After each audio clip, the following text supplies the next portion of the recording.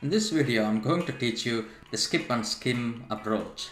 This is an approach I use whenever there is a lengthy scenario, and I use it when I'm actually revising the OSCE scenario again.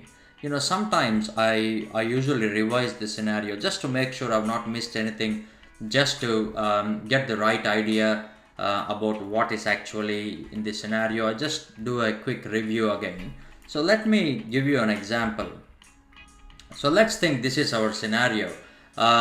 In the skip and skim approach, I usually will not read this complete scenario, like Sandra is a 24-year-old female who has come to see you at your clinic as she wants to get some advice. I usually don't do it that way.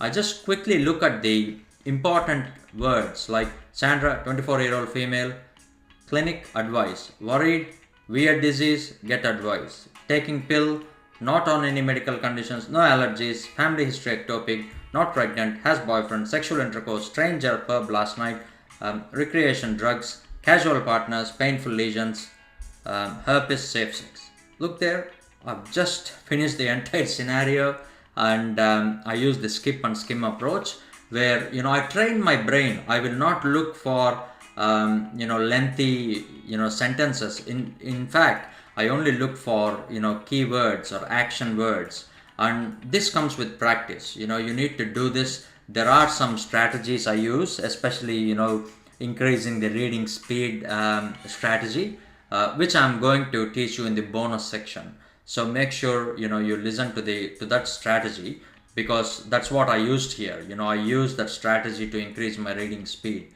and that will save a lot of time.